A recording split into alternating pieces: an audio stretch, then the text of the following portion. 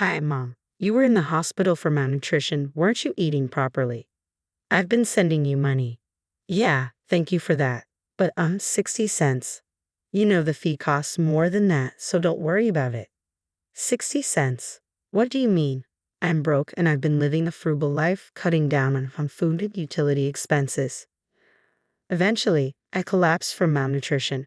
My eldest son, Raymond, has been sending me 60 cents every month. I told him it's not the amount but the thought that counts. I thought I'd been sending you 100 a month. Soon, shocking truths were revealed one after another from Raymond. I am caroling. I am turning 80 this year. I lost my husband 5 years ago, and now I live alone in an old apartment. Since getting married, I have been a full-time housewife, relying on my own pension and my husband's survivor's pension as my only income. Life is not easy, and I have been cutting corners day by day. Of course, I save on food expenses as well as utilities and water bills, and I barely get by living in a cheap apartment. Today, it has been lightly snowing since morning, but I don't turn on the heater to save electricity. I wear a down jacket and layer warm pants in the house to stave off the cold. My fingers are chapped and bleeding from doing chores with cold water. I have frostbite on my left hand, which is swollen and red-black as I rub my stiff fingertips while cleaning up after lunch. My daughter-in-law, Samantha, comes to visit. Hello, mother-in-law. I brought this week's medicine. It's the usual $80. Samantha brings me medicine every week. Raymond also cares for me, but he's busy as a pharmacist at a large hospital, so Samantha looks after me. A few years ago, Samantha accompanied me to the hospital for checkups, but recently she only delivers the medicine. It's cheaper this way, she says. Honestly, the medicine is a big expense for me, who is broke. However, I am told that stopping the medication will cause discomfort, so I have it delivered every week. Samantha used to be a pharmacist at a hospital like Raymond. However, she quit her job after getting married and now works part-time at a local drugstore. I'm always grateful for your help, Samantha. By the way, do you know anything about the box of rice crackers I had stored in the drawer? The one with the kids' scribbles on the lid. It's been missing since last week. I point to the dresser in the back. Last week, I had Samantha tidy up around the dresser, but the box has been missing ever since. Inside the box, I kept my hard-earned savings, a box of rice crackers. I don't know anything about that. Maybe you put it somewhere and forgot about it. Can you not blame me? Samantha, perhaps hurt by the suspicion, took the money for the medicine and left with an unpleasant look on her face. I can't argue with that. After putting away the medicine, I grabbed my cane and went toward the post office. Today is the end of the month. Since my husband passed away 5 years ago, I have had no other income than my pension. My son Raymond, concerned for me, has been sending me money every month. My bank book, spit out from the ATM as usual, had deposit 60 cents written on it. The amount sent was so little that the transfer fees seemed to cost more, but it's the thought that counts. Though it doesn't help much with daily life, I am grateful for it. After leaving the post office, I headed to my regular greengrocer. Since I visited every week, I became quite familiar with the energetic owner Dane, who is in his 60s. When I went to the store just before closing, I could get unsold or bruised vegetables at a discount. I always went to the store in the evening, targeting those discounts. Today, I got bruised turnips and radishes and wilting spinach. I thanked Dane and went home to pickle all the turnips and radishes in my homemade brine. The secret brine pickles I've been making for years as a hobby and to save money are excellent in both flavor and texture. I had a simple but delicious dinner of spinach and pickles. Lately, my health has been deteriorating. I feel dizzy when I stand up and I get short of breath just from moving a little. My nails and fingertips are also in bad shape. Perhaps my body is weak because I haven't been eating well due to cutting food expenses. I've had health issues before, but I never paid much attention, thinking it was due to age. But recently, the pain in my body is unbearable, and the dizziness is terrible. I tried calling Samantha to see if she could take me to the hospital. Ah, the hospital, just for dizziness. Well, I'm old, so it might be inevitable. But I'm worried. I haven't been to the hospital in years. Could you take me for once? But I'm busy, I don't have time. Raymond is working non-stop too. I'm sorry, but can we do it another time? It's not that urgent. Samantha refused to accompany me to the hospital. Even the nearest hospital is quite far from my home. Being broke, I can afford not only the medical fees but even the transportation costs. Oh, and please don't contact Raymond. He's in a crucial period at work. If anything happens, please contact me. Samantha emphasized that and then hung up the phone. I sighed and took my medicine with cold water. One day, as I was chatting with Dane at my usual greengrocer, I was hit by another severe bout of dizziness. Unable to support myself with a cane, I squatted down on the spot. Dane rushed over. "Are you okay?" and peered into my face. The dizziness didn't subside even when I sat down. "I'm just feeling a bit dizzy. Nothing is wrong. I'm fine." As I said that, I tried to stand up forcefully. Suddenly, the world spun around and I fainted. When I woke up, I found myself in a hospital bed. Dane was sitting beside me, receiving an IV drip.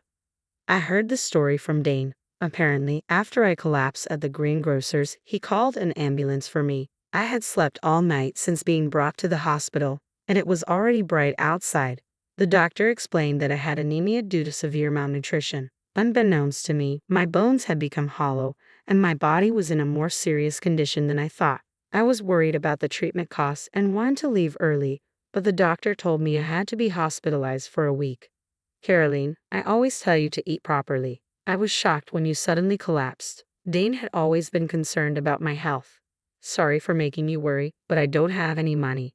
"Didn't you have an eldest son? He's a doctor or something, right? He must be earning a good salary working at a hospital, so he could at least send you some money." "He's a pharmacist. I've been receiving support from him." I smile awkwardly and close my mouth.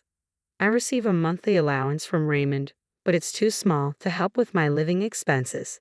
With the weekly medicine fee I pay to Samantha, even my pension has been significantly reduced."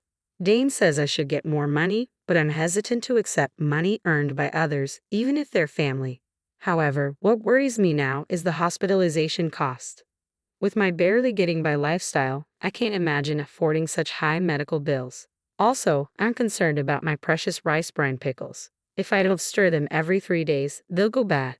After thanking Dane for returning to the store, I searched for my cell phone to contact Samantha. Looking at the screen, I saw that the battery had died. I don't remember Samantha's number, but I memorized Raymond's because it's similar to my home number. Samantha told me not to contact Raymond, but with things like this, I can't avoid it. I borrowed the hospital phone to call Raymond. "Hello?" "Oh, thank goodness. It's been a while since we connected, Raymond. It's your mother. Sorry to call you during work." Samantha had forbidden it, but I called Raymond from time to time. I just wanted to hear his cheerful voice, but for some reason, he never answered my calls. Was he too busy with work to answer the phone? Anyway, I was relieved that the phone connected during this crucial time. I thought, who could this be? "It's been a while since you called, Mom. Where are you calling from?" I was reluctant to worry my eldest son, but I admitted I was in the hospital. I briefly explained to the surprised Raymond how I had collapsed and been hospitalized. "What? Malnutrition, Mom? Haven't you been eating properly? I've been sending you money for that reason." "Yes, I'm really grateful for that. Your support means a lot to me, but 60 cents might cost more in fees, so don't worry too much." "60 cents fees? What do you mean?" With a puzzled tone, I told Raymond how I received 60 cents from him every month and that I appreciated the gesture more than the amount. "I thought I was sending more money to Mom." Raymond finally speaks, as if squeezing out the words. "Wait, I'm curious about that too. But you mentioned malnutrition, right? Mom should have been going to the hospital every month, and she should be getting her medicine. Hasn't the doctor said anything until now?" "Yeah, I'm getting the medicine. Samantha delivers it to the house every week. I haven't been to the hospital in years. Lately, I've been having bad dizziness and palpitations, and I wanted to go to the hospital if possible. But Samantha said I'm busy, so maybe next time. Just the medicine every week." Raymond seems to be worried about something as he mumbles on the phone. "Anyway, I know you're busy, but could you please bring me some clothes and the insurance card on your next day off? And I'd like you to mix the rice brine pickles every 3 days, all right? I have the keys to our parents' house, so I'll leave work early today and go there. Don't worry about the hospital bills. I'll be there by evening." Raymond seems strangely preoccupied, but I'm grateful he can come right away. "Thanks. Be sure to wash your hands well and mix the pickles with your bare hands, Mom. I'm here. How are you feeling? Are you okay?" After the call, Raymond shows up in the afternoon. It seemed he left work early. As he organizes the clothes and personal belongings he brought from the house, he asks me in detail about recent events, about the house, my health, the medicine, Samantha. It's like a continuation of this morning's phone call. He also brought my bank book from home, and we opened it to check the contents together. From the date 5 years ago, there's a series of deposit 60-cent entries. Raymond glares at them with a fierce expression. Since this morning's call, Raymond's behavior has been strange. Did something happen at work? I thought he must have been very busy, as I had tried calling him 2 or 3 times a month, but never got through, and he never returned my calls. I feel bad for making him leave work early today. I casually apologize for it, and Raymond is taken aback and asks rapid-fire questions. He quickly takes out his smartphone and starts operating it intently as soon as he hears my story. What's been going on with him? Raymond gazes at the screen for a while, then operates his smartphone again to send a message to Samantha. He then grabs his backpack and says, "I'll be back shortly." He leaves the room, leaving behind a strange sense of unease, but I lie down in bed anyway. That evening, Raymond returns to the room. He puts down his backpack and asks how I'm feeling. After receiving an IV and sleeping in a warm bed for the first time in a while, I feel much better. While snacking on fruit and chatting, Samantha comes into the room. "Oh, mother-in-law, how are you feeling?" "Raymond, you took time off work, huh?" She approaches us with a forced smile and sits in the chair next to Raymond. Raymond didn't reply, looking down and gripping my bank book into his hand. Before I could say anything, Raymond spoke up with a voice lower than usual. "Samantha, Mom's malnourished. Do you know why?" Samantha stayed silent. There was a tense atmosphere. Raymond turned to face Samantha, glaring at her head-on. "Mom's been broke for so long, barely able to buy food. It's not just food, she's been cutting back on electricity and gas, living on the edge for years. When I went to her place today, there wasn't even a heater in the dead of winter." "Well, wait, Raymond, we're in a hospital. What happened? It's not Samantha's fault. There's no money." I tried to calm down the yelling eldest son while hiding my frostbitten, swollen, red-black hand. Ignoring me, Raymond continued with an angry tone. "I asked you to send $1,100 to Mom every month, right? But she's only received 60 cents for the last 5 years, Samantha. What's going on?" Saying that, Raymond thrust my bank book at Samantha. On every page, there was the number 60 cents. I couldn't believe my ears. I don't remember ever receiving $1,100. The money from Raymond was always 60 cents. Samantha, cornered by the furious Raymond, looked away from the bank book and fell silent. "That's not all. I give you $150 every week for Mom's medical expenses and medication, right? You said you were using the leftover money to buy her necessities and groceries, but they were only withered vegetables in her room. The fridge was empty." "Be quiet. I gave her the medicine." "What kind of medicine? Without a doctor's prescription, you decided to prescribe it yourself." "All that was in Mom's house were basic vitamins. You bought some random vitamins at the drugstore where you work, put them in a medicine-like bag, and handed them over, didn't you? What were you thinking?" Raymond's tone was stern. "I had no choice. I needed the money," Samantha yelled back to the furious Raymond. Even though this was a private room, we were still in a hospital. As I was shocked by the contents of the eldest son and his wife's conversation, I felt anxious. "You needed money, so you stole Mom's precious savings from her dresser too." With that, Raymond pulled a crushed box out of his backpack. On the lid was a drawing of my husband and me, drawn by Raymond when he was a child. It was the box of rice crackers I had been searching for the last week. I, too, was so shocked that I gasped. "What? No way." I didn't want to believe it either, but I found it while searching through our trash after you said it disappeared a week ago. "He really did it, didn't you?" Faced with undeniable proof, Samantha turned pale and lost her words. "So what did you do with the $250,000 that was in this box, huh? And the $1,100 you were supposed to send to Mom every month? The hospital fees and the medicine fees, where did it all go?" Raymond demanded. "Stop nagging, there's no money left." Samantha, who had been trembling as she stared at the box, eventually stood up, knocking over her chair, and yelled back defiantly, "It's all your fault anyway. You always ignored me and focused on your mother. Ben is way better than your husband." "Huh. Ben? He's the coolest host at the club around here. I've been supporting him, and soon he'll be #1. He said he's saving all the money I've given him for our life together." Samantha excitedly continued talking. Both Raymond and I stared at her blankly. I didn't quite understand, but it seemed she had fallen for a man and was providing him with money. Apparently, she needed a lot of money for that. "All right, Samantha, I get it. Let's get a divorce right here for the sake of your life with this bang guy. Raymond quietly said this and took out the divorce papers and his seal from his backpack, placing them on the side table. I never want to see your face again. Sign the divorce papers here, pack your things tonight, and leave the house. I'll stay at the hospital tonight. Raymond's voice was firm, leaving no room for negotiation. What? Don't be so selfish. You can't just suddenly. Samantha, do you even realize what you've done? Faking medicine, stealing money. If you don't want a divorce, we can go straight to the police instead. Samantha, who had been so confident, flinched under Raymond's intimidating gaze and eventually started making tearful excuses. I had no choice.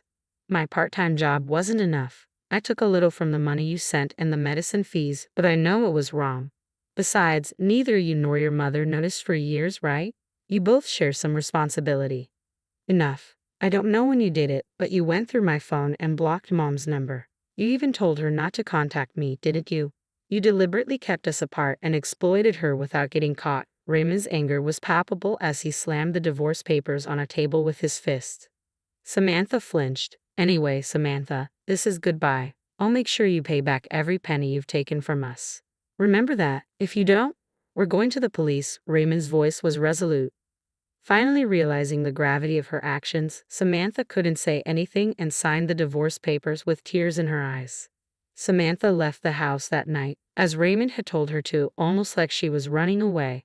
In exchange for not reporting her to the police, Raymond made sure to demand repayment of the money she'd taken, the amount she'd taken for the last 5 years since my husband's death, including the money for living expenses and medicine. In total, it amounted to over $900,000. I was shocked. Samantha later lost contact with the host she had given so much money to and went berserk in the club, getting herself banned. Bad rumors seemed to spread from nowhere, and before she knew it, they reached her part-time job, resulting in her being fired. With her income gone and not a penny to her name, Samantha couldn't rent an apartment and had to spend some time sleeping in internet cafes. But what happened to her after that is unknown. I had almost given up on getting back the money Samantha had taken as she had disappeared. But her family, who learned of the situation, decided to repay the debt in small amounts on her behalf. It might be difficult to recover the full amount of stolen money, but I was happy with their gesture. After being discharged from the hospital, I decided to leave with Raymond. We're living peacefully together in the house Samantha left, just the two of us.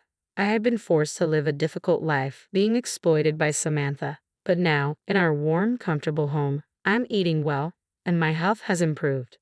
Dane, the greengrocer who has always been worried about me, finally felt relieved. I still continue to make my specialty pickles. I used to do it just as a hobby and for saving money, but now, with Raymond's help, we're sharing information on how to make good pickles and delicious pickle recipes. In a few years, my pickle channel became hugely popular, possibly because an 80-year-old content creator was a novelty. And now, it brings in an amazing income. I had always thought that making money was impossible for me as I had never worked as a full-time employee.